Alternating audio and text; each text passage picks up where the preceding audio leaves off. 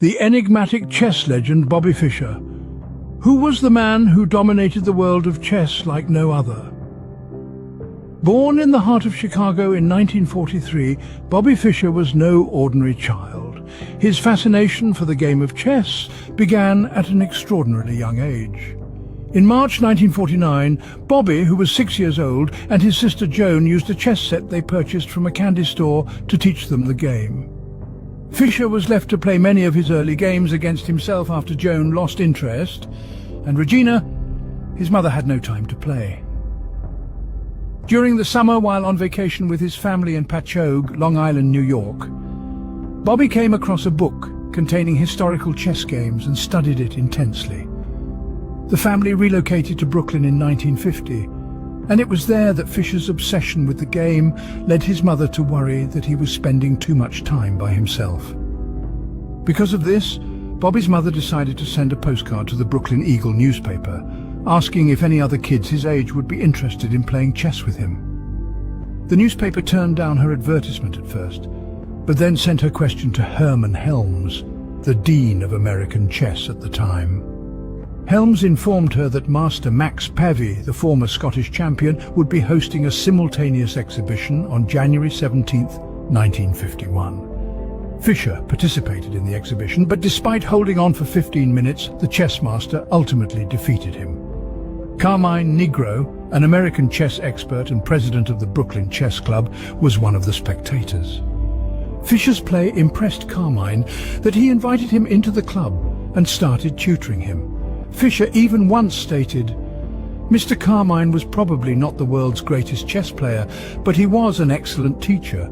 Meeting him was probably a decisive factor in my continuing with chess." Carmine hosted Fischer's first chess tournament at his home in 1952. In the summer of 1955, Fischer, 12 years old at that time, joined the Manhattan Chess Club. But sadly, Fischer's relationship with Carmine only lasted up until 1956, when Carmine moved away. Then, at the tender age of 13, he took the world by storm when he won the game of the century against the seasoned player Donald Byrne. In the world of kings and queens, one man stood out, Bobby Fischer.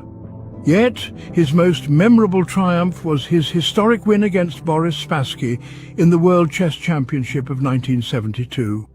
The renowned chess match between Bobby Fischer and Boris Spassky is among the most well-known and iconic occasions in chess history.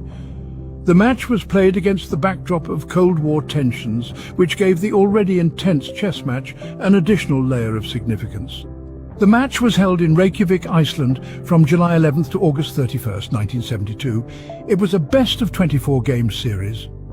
In this series, he lost his first two games. First from a blunder and his second game from a forfeit over a dispute of cameras in the room.